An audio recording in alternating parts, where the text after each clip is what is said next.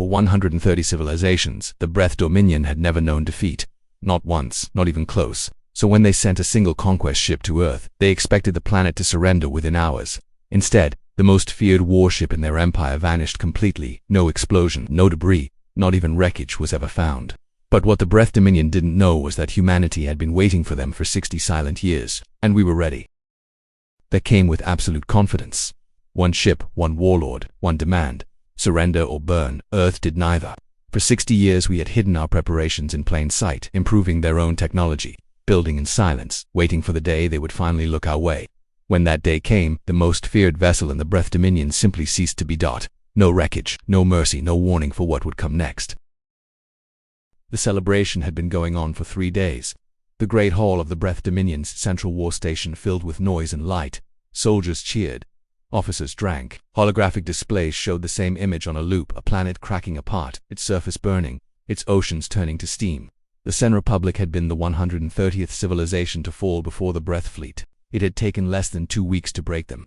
In the end, the Sen people had sent their leaders in small ships to surrender personally, kneeling before warlord after warlord hoping for mercy. They had not received it. High Sovereign Brethnal stood above the celebration and watched his people enjoy themselves with the flat, satisfied expression of someone watching something they had already predicted down to the last detail. 130 victories, not one defeat, not one single moment where another civilization had made the Breth Dominion feel anything other than absolute supremacy. An aide approached and bowed low, holding a data tablet with slightly shaking hands. Brethnal let him wait, as was custom, before extending one arm and taking the report without looking at the aide's face. The label read, Sector 7 Delta, primitive designation, Earth. He scrolled through it slowly. Earth, a single planet in an unremarkable star system on the outer edge of a quiet galactic arm. One star, several planets. The intelligent species called themselves humans. They were soft-bodied, two-limbed, fragile things with a short lifespan and an extraordinary tendency to fight each other. For most of the Vigil's history, the Dominion's own intelligence archives, Earth had been marked as pre-contact, too primitive to bother with, too disorganized to be a threat. Several scout probes had been sent over the decades. Most had returned with boring data. Humans had wars among themselves. They argued about politics. They built cities and sometimes damaged them. They were, in the words of the last survey, a chaotic species with no meaningful capacity for galactic-level conflict. Then, 6 months ago, one of the scout probes had not come back. Brethnal tapped on that section of the report. The probe had entered the outer region of Earth's star system, past the large ringed planet, past the gas giants, and had simply stopped transmitting. No explosion recorded. No debris located. It had gone silent, the way equipment sometimes does when it malfunctions. One analyst, a careful, cautious individual named Voskra, had filed a secondary note. Voskra had found a fragment of unusual energy data in the probe's final transmission. Incomplete, but matching, in rough terms, the signature of a targeted energy weapon. Something might have shot it down. Brethnal had read Voskra's report when it first came in. He had not found it interesting. Earth had primitive weapons, kinetic launchers, chemical propellants perhaps. If the humans had been particularly clever over the last few decades, some basic directed energy tools, none of it was capable of threatening a Breth scout probe. He handed the tablet back to the aide. Prepare the Eternal Dominion for departure. Send Warlord Zarvok to Earth. The aide blinked. One ship, High Sovereign, for a planet that has no defensive fleet, Brethnal said. That is exactly why one ship is enough. He turned toward the window that looked out into space. Sending a fleet to Earth would imply that Earth deserves a fleet. It does not. One ship. Zarvak will deliver the standard surrender terms. If they comply, we absorb the planet and its resources. If they do not, he will burn their largest population centers until they change their minds. The aide nodded and left. Brethnal stood at the window for a moment longer. 130 victories. The number settled comfortably in his chest like a warm stone. No civilization in the known galaxy had resisted the Breth Dominion for longer than a month. Most fell in days. Earth would be no different. It would be number 131, 42 light-years away, in a small office on the 3rd floor of a building that looked from the outside like nothing more than a government records facility. Admiral Cale Park was staring at a data screen and drinking his 4th cup of cold coffee. Park was in his late 50s, lean face, short gray hair that had gone from black to its current color over about 4 years, during which time he had been responsible for the single most stressful project in the history of human civilization. He did not look like a man who commanded the most powerful secret military force Earth had ever built. He looked like someone who worked too many hours and forgot to eat lunch, but his eyes were sharp. The report on his screen had come from a deep space monitoring array, one of 12 that Earth had quietly positioned at the outer edges of the solar system over the past 2 decades. disguised as astronomical observation platforms. Each array was sensitive enough to detect the gravitational wake of a ship traveling at high warp speed. A Breth warship had crossed the monitoring perimeter 4 hours ago. Its profile matched the Eternal Dominion, a heavy conquest vessel that had participated in 47 confirmed planetary subjugations. Its drive signature indicated steady approach speed, not combat velocity, not hiding, not rushing, strolling. Park set down his coffee and pressed the button on his desk. Get me GI and Minjin briefing room. 20 minutes. Tell them to bring everything. He walked to the window. Outside, the city moved normally. People commuting, children walking to school, someone playing music too loudly 3 streets over. Life entirely ordinary. Park looked at the sky. Clear blue, a faint white streak where a commercial aircraft had passed, and higher something that looked like a satellite, catching the morning light as it moved slowly through the upper atmosphere. He knew what it actually was. It was not a satellite. It was the outermost layer of a weapons platform that had been operational for 11 years and that the public had never been told about. There were 37 similar objects in various orbits. There was a reason Earth had never publicly responded to the existence of alien civilizations, even after 6 decades of confirmed contact data. There was a reason the deep space monitoring arrays had been disguised as long-range weather prediction infrastructure. There was a reason the unified Earth defense fleet had trained on the dark side of the moon for 18 years. Running exercises that appeared in no public record. Earth had known this day was coming. Earth had been preparing. 20 minutes later, 3 people sat around a table covered in holographic maps. Dr. Gion Cho had not slept. She was in her early 40s with quick hands and the particular kind of calm that came not from the absence of fear, but from a lifetime of deciding that fear was not useful. She was the person who had spent 23 years taking apart pieces of alien technology and turning them into something better. Piece by piece, probe by probe. The Breth Dominion had spent centuries building their military systems. Gyeoncho had spent 2 decades reverse engineering them, improving them, and building Earth's own versions with a kind of stubborn focus that was, in Park's view, the most human thing he had ever witnessed.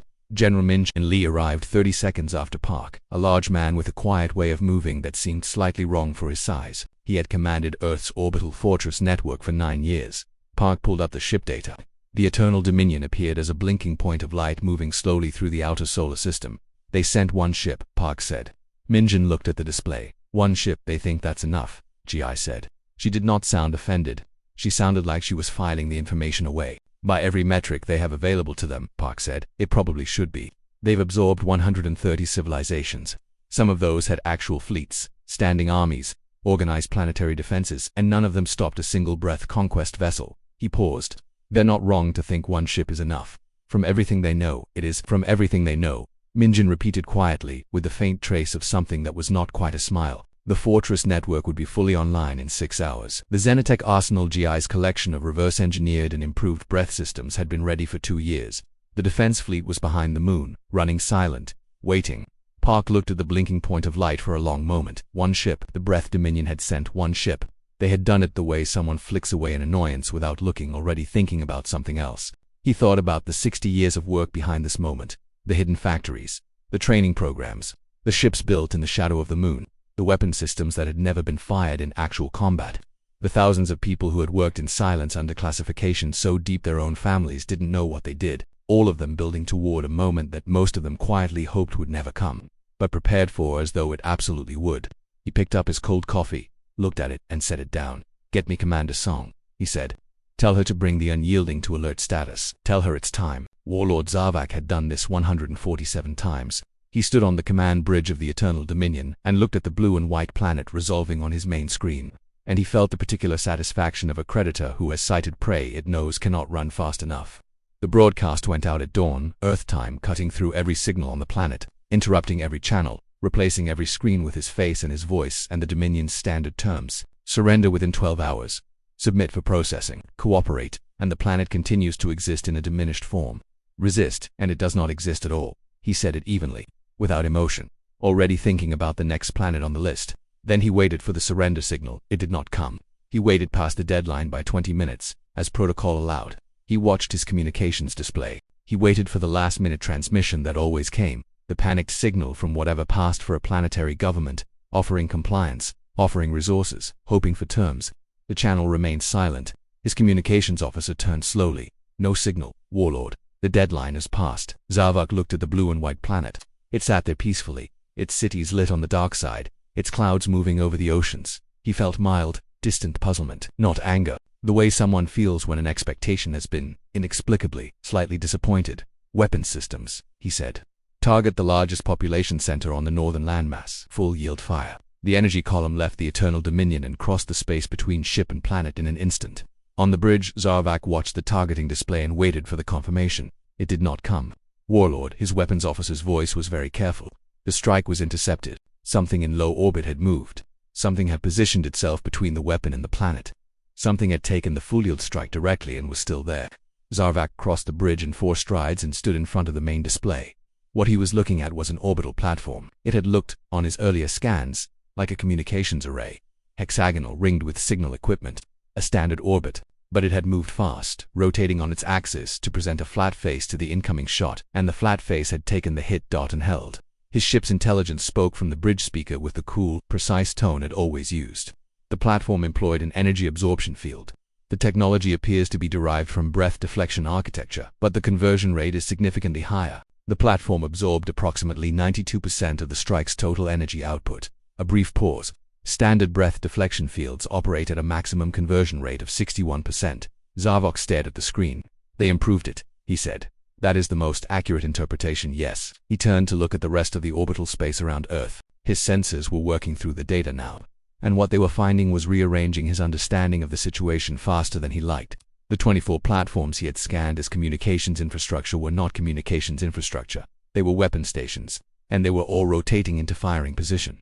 How long have those been there? Based on construction material density and orbital settling patterns, I estimate 8 to 12 years. They were disguised effectively. My earlier scan did not identify them as weapons platforms. 12 years.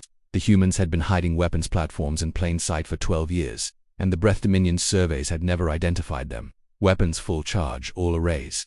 Target the platforms. The platforms fired first, not one at a time. In a coordinated burst, 24 stations firing simultaneously. Each shot calculated to arrive at a slightly different angle and a slightly different moment, timed so that no 2 impacts would hit the same facing of the Eternal Dominion's deflection field at the same time, preventing the system from resetting between hits. The ship shuddered.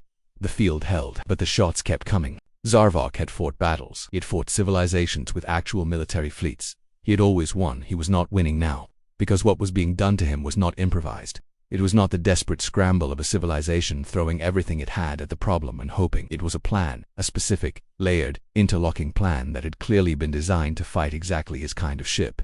Every layer connected to every other. The platforms covered the angles the drones couldn't reach. The drones filled the gaps in the platform's firing arcs. Mine clusters, disguised as space debris, guided the Eternal Dominion away from the positions that would have given it the best angles of return fire. He was not fighting, he was being managed. And then his sensor officer said the words that confirmed it. Warlord 18 contacts emerging from behind the planetary satellite. Warship class. Moving to intercept 18 ships. They came around the dark side of the moon in clean formation, drives at full power, every weapon system charged. Ships that had never appeared in any Dominion intelligence record. Ships built somewhere the probes had never found. Their formation was 3 staggered rows of 6, positioned so that no matter which direction the Eternal Dominion turned, at least 2 rows maintained an unobstructed angle of fire. The formation had been designed specifically for a ship of his class. The ship's intelligence spoke again. Hull configurations do not match any recorded vessel type in Dominion records. Drive technology is consistent with modified breath propulsion systems. Weapon signatures indicate energy arrays of an unknown class. They were built in secret. Built somewhere the probes never found. Zarvok thought about the dark side of the moon. A barren rock, not worth scanning specifically. He had never thought to look. The fleet opened fire. It hit the Eternal Dominion from 18 points almost simultaneously, in the same layered cycling pattern as the orbital platforms, each hit at a different angle, never giving the field time to reset. The platforms were still firing from behind. The drones were still working through his secondary batteries. And then Commander Heian Song gave the order for the flank strike. 6 ships fired simultaneously at 6 specific points on the Eternal Dominion's hull, points that Song's team had identified through 23 years of studying breath deflection field architecture. Points that the field's reinforcement algorithm was mathematically incapable of defending simultaneously. Points that could only have been identified by someone who understood breath technology at its core. The combined effect was immediate. Sections of the hull went dark. Something structural failed. A primary array went silent. Zarvok felt his ship shudder with a violence that was different from the sustained battering of the previous exchange. This was not accumulated fire wearing down his defenses. This was a precision strike that had found the geometry of his deflection field and folded it. He had never experienced that before. His deflection field was at 33%. He tried to order self-destruct, a containment field deployed from 12 of the orbital platforms simultaneously, a technology he had never seen, built from energy capture principles that should not have been possible at this scale, and locked the detonation sequence before it could propagate. They had anticipated that he would attempt self-destruct. They had planned for that, too. He sat in his command chair. He looked at his tactical display. He looked at the 18 ships closing from the front, the platforms firing from behind, the drone clouds filling the intermediate space, the mine clusters limiting his maneuvering options. He looked at the cage that had been built specifically, carefully, over years, to hold exactly the kind of ship he commanded. And then Admiral Park's voice came through the short-range channel. It was in breath, not translated, not relayed through a machine, spoken in Zarvak's own language, with careful pronunciation and the particular accent of someone who had studied it for a long time in private, before anyone else arrived at the office each morning. I am Admiral Cale Park, commander of Earth's Unified Defense Fleet. Your ship is contained. Your weapons are offline. Your self-destruct is suppressed. You have no remaining offensive or defensive capacity. A pause. I am offering you the opportunity to surrender. You and your crew will be treated according to our laws. You will not be harmed. Silenced. Then Zavok's voice came through harder than before, the consonants tight with a particular quality of breath speech under stress. You are a primitive species. You live on one planet. You do not offer terms to a warlord of the Dominion. I am not offering terms, Park said. I am offering mercy. There is a difference. Terms are negotiated. Mercy is given. You are not in a position to negotiate. A long silence. Then, quietly, the Dominion will send a fleet. When they understand what happened here, they will come in force. What you have done today will not matter. Perhaps, Park said. But today you are here and they are not. Today this is your decision. I suggest you make it carefully. The silence stretched for a full minute. Then Zavok said, the Breth Dominion does not surrender to primitives. Park closed his eyes for one moment. Not out of frustration. Out of something more like quiet sadness. The kind a soldier feels when a battle does not have to end the way it's going to end, but ends that way regardless. He opened them, turned to Mintintel GI to arm the array. The Eternal Dominion did not explode. There was no fireball, no expanding cloud of debris, no shockwave. There was a brief, very intense pulse of pale blue-white light that surrounded the shape of the ship for a fraction of a second, and then the light faded. The space where a 4-kilometer warship had been sitting was simply empty, not damaged, not destroyed in any conventional sense. The matter that had been the Eternal Dominion had been dispersed at the molecular level, scattered so thoroughly that Earth's search drones, covering every cubic kilometer of the engagement volume over 3 days, found nothing that could be identified as part of the ship. Not a hull plate, not a power cell, not a fragment of equipment. Nothing. 3 days later, Admiral Park sat in his office with the final search report in front of him and a cup of coffee that was, for once, still warm. He read through the report carefully. The conclusion was stated in a single sentence at the end. No recoverable material from the target vessel was identified within the search volume. He closed the report. He pulled up the prepared message file, reviewed it once, changed 3 words, and sent it. The message to the Breth Dominion was sent on breath communication frequencies, in Zavok's own language, and translated into 11 others. Languages spoken by civilizations the Dominion had conquered, threatened, or was currently watching. It said, the warship Eternal Dominion entered Earth's solar system 97 hours ago and broadcast a demand for this planet's surrender. Earth did not surrender. A battle occurred. Earth's search teams have completed a thorough survey of the engagement volume. No wreckage from the Eternal Dominion was found. No debris. No material. The Eternal Dominion and its crew no longer exist in any form that can be recovered. A pause in the text. The Breth Dominion believed that one ship was sufficient to conquer this world. They held this belief because they have defeated every civilization they have encountered without serious resistance. Earth spent 60 years preparing to be the exception. We were aware of your technology. We studied it. We improved upon it. We built our defenses in silence and waited. And then at the end, Earth is not a primitive world. Earth was never a primitive world. We chose to appear that way. We will defend this planet against any force you choose to send. We will continue to improve. We will continue to prepare. You may choose to come again with more ships. That is your decision. But understand this clearly. The outcome will not change. It will only cost you more. And then the second message, the one addressed not to the Breth Dominion, but to the other civilizations. The ones whose languages Earth had learned in 60 years of listening. The ones who had been absorbed or threatened or were living under the shadow of an empire that had never, until this morning, lost a battle. That message was 3 sentences. The Breth Dominion is not unbeatable. Earth defeated them today with technology built from 60 years of preparation and study. And then the last line, 3 words that Park had written himself, at 3 in the morning, the week before the battle. When he had been certain it would come and not certain of anything else. You have time. Use it. In the throne room of the Breth Dominion's central war station, High Sovereign Brethnal sat alone and read the message and remained sitting for a long time after he finished. 130 victories, 1 defeat. He had no frame for what to do with that. His entire understanding of the Dominion's position in the galaxy was built on the premise that the Dominion did not lose. The civilizations that submitted did so because they believed resistance was impossible. The ones that briefly resisted had been destroyed quickly enough that resistance never became a story other civilizations could point to. Earth had broken that certainty. 1 planet, 1 battle, 1 ship sent as an insult, not even wreckage. He stood at the window and looked at the space that had always been his. Empire's the space through which 130 conquest ships had traveled without losing once. He thought about the message being received right now by civilizations throughout the Dominion's territory. About the 3 sentences reaching people who had been told for a very long time that there was no point in hoping. He thought about a scientist in some lab he had never heard of, holding a piece of technology that didn't belong to their civilization, and taking it apart carefully, and asking the right questions. He stood at the window for a very long time. On the deck of the ESV Unyielding, in low orbit, above a blue and white planet, Commander Haeon Song stood at the observation port and looked at the stars. Her ship was under repair. 3 crew members across the fleet had died. She had read their names twice. She would read them again tonight. She thought about the Breth crew, about Zavok who had been offered mercy and refused it, and what that said about him and about the empire that had made him. She thought about the message Park had sent to the other civilizations. You have time, use it. She hoped they heard it. She hoped somewhere, in some system she had never heard of, there was a scientist in a lab with a piece of recovered technology, taking it apart with careful hands and asking the question that everything depended on. What would make this better?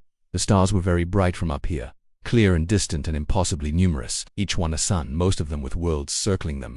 Some of those worlds with people who were going about their days not knowing that the quiet empire that had ruled their corner of the galaxy had just encountered something it had never encountered before. A wall built with patience and stubbornness and the particular human insistence on preparing for the worst possible outcome, and then refusing to accept it, even when it arrived at the door. Song stood at the observation port for a while longer. Then she turned and walked back to her command station, because there was still work to do. After action reports, resupply schedules, the 1,000 practical things that followed a battle, she sat down in her chair and pulled up her display. Outside the observation port, the stars continued to burn. Earth was still there, still standing.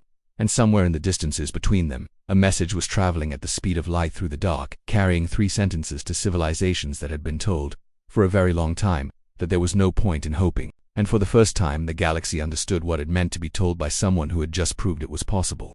You have time, use it. If this story moved you, subscribe for more human stories from the stars.